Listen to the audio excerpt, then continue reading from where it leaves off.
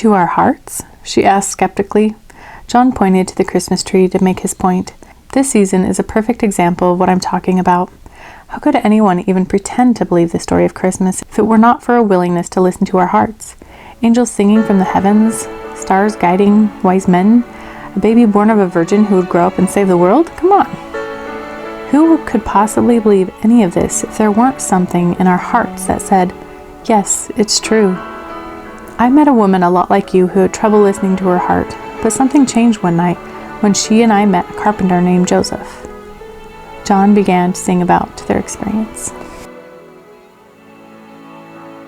He was working late one evening with the wood he knew so well. When she thought she recognized him, though at first she couldn't tell, as she humbly begged his pardon, a strange sadness swelled inside. When she asked, aren't you the father of the man they crucified?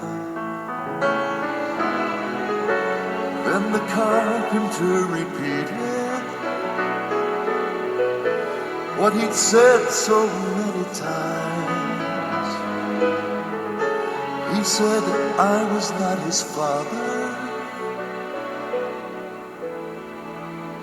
He was mine. Then he humbly went on working with his warm and calloused hands. Though she did not ask more questions, he knew she didn't understand. So he asked if she would help him. He saw her answer in a glance, and she did the chores he asked her, and she was grateful for the chance. Then they talked for hours of Jesus and how he knew he was divine. He said, I was not his father. He was mine.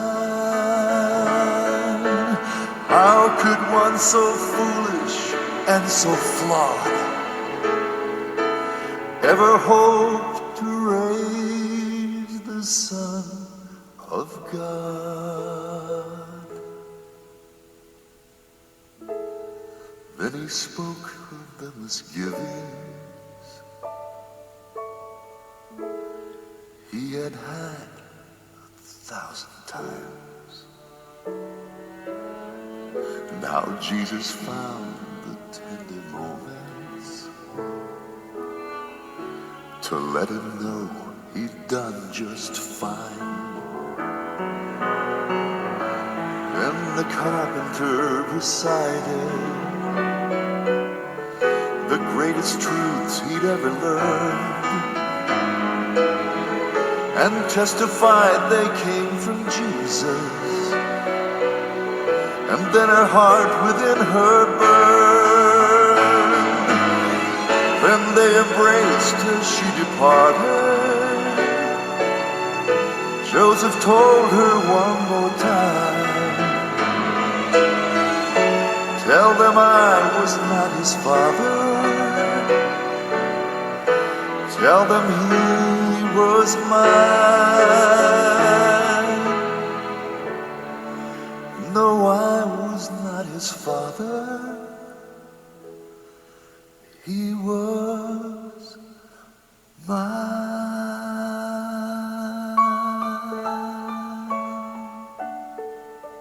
John took from his ornament case a small replica of a cradle, which he told Constance looked very much like the one Joseph had built for Jesus.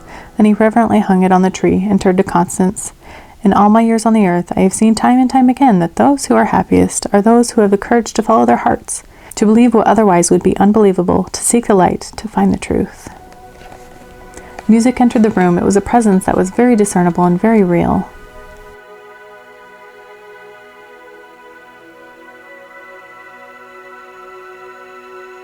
Somewhere beneath the glitter that comes this time of winter, in many souls there is a cry. They may not clearly say it, but in their hearts they pray it, and you can see it in their eyes. Constance heard a choir begin to sing, a choir of many, many voices, and for a brief moment she thought she heard her own voice singing with them.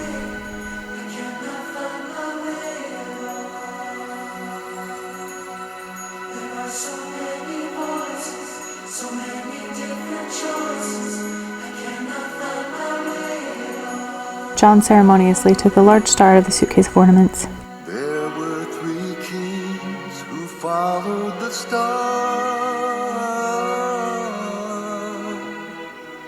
of Bethlehem. They came from afar to praise and honor him. The light which beckoned them to seek the Lord of men. It calls to you, it calls to me. Constance had never before seen a Christmas ornament so beautiful, and this forgotten carol told the story behind the star.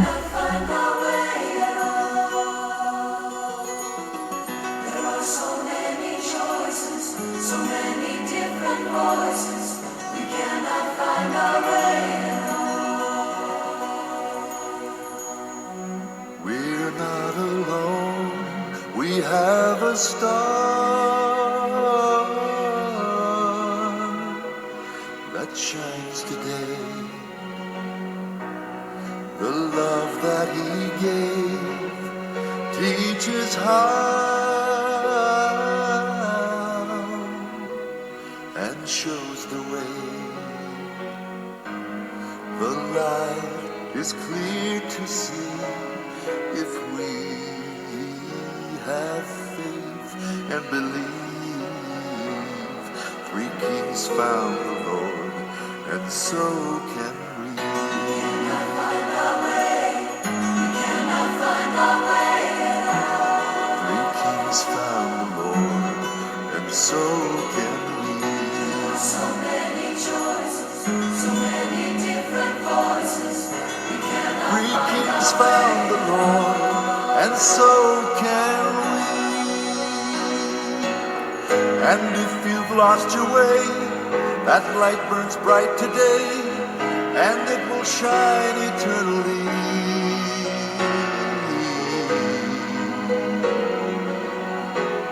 3 kings found the Lord, and so can we. We cannot find our way. We cannot find our way at all. 3 kings found the Lord, and so can we. There are so many choices, so many different voices.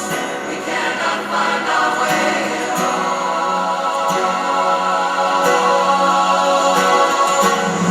Lord, help us find our way. We need to find the way.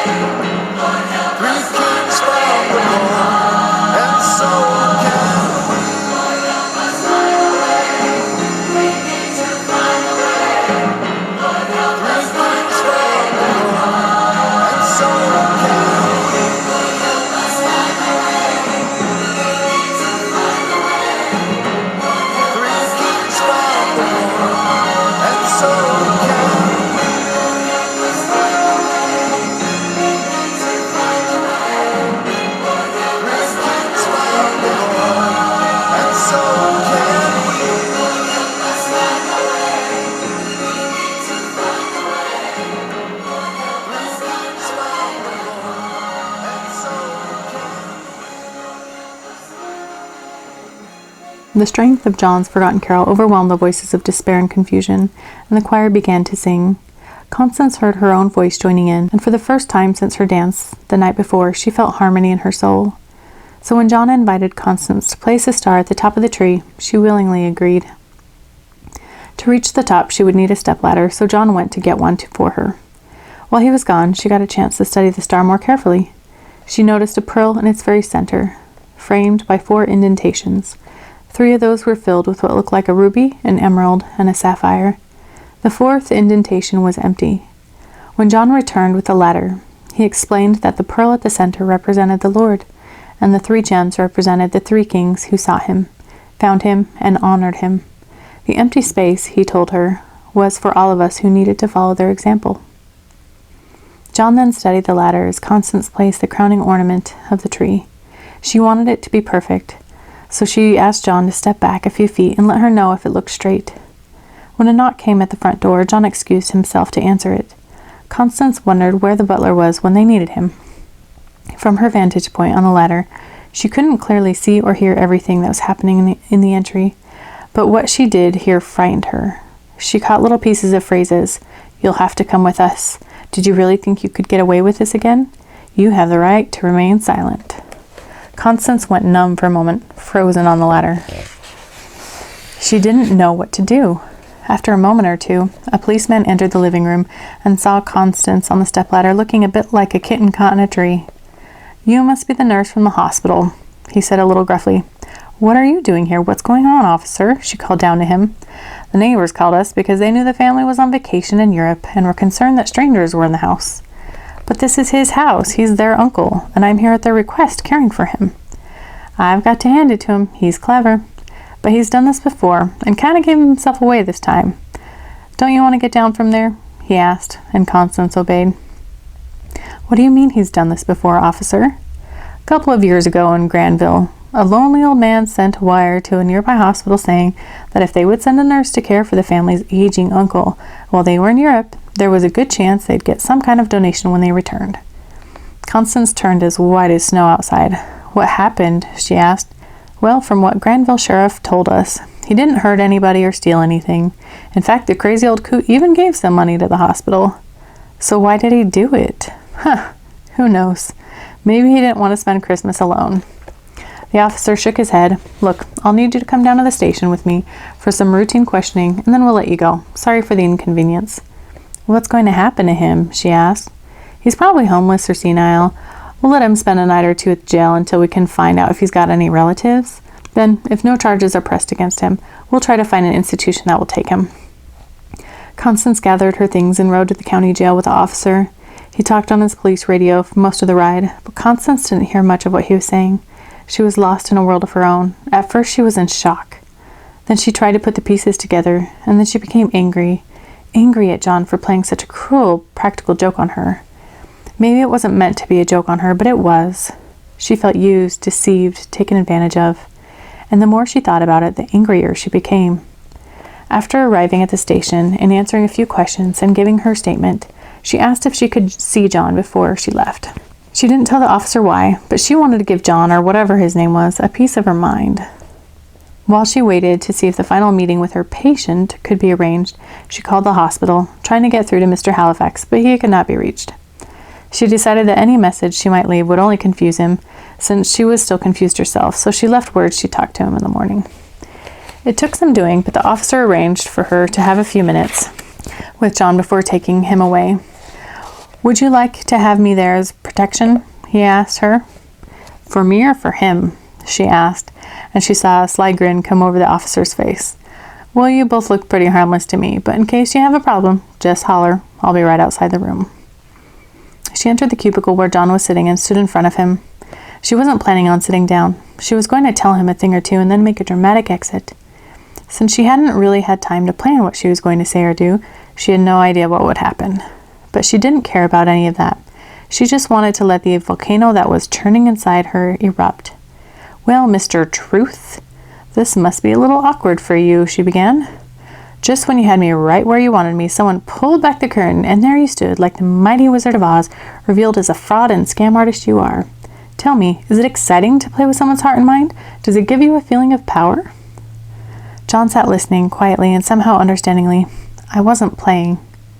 You weren't? Then what did you think you were doing? Constance was stunned to hear herself shouting at the old man. It frightened her because she didn't know what else would come out, and she couldn't stop it. You took advantage of me? I don't know how, but you knew my weaknesses, my vulnerabilities. Just like my mother, you manipulated my emotions as a sculptor molds his clay. Only you made me into something I didn't want to be. As the words poured out, so did her tears. You made me something I didn't want to be, and then you left me. You lied to me, and then you left me. She was sobbing inconsolably. I hate you for hurting me. John reached out to comfort her. Don't touch me, Mother. I'm furious with you. Her words lingered in the air and mingled with the sound of her crying. A flood of hurt poured out and then buried itself in John's shoulder. As she wept, he gently stroked her hair and whispered, Let it all out, Connie Lou. Let it all out. As much as she ached, she was beginning to feel cleansed somehow, as if she were washing out an infection from the deepest part of her soul. When the reservoir of tears was empty and she finally began to breathe normally, John held her by the shoulders and made her look at him. You can start to heal now, Connie Lou, he said tenderly.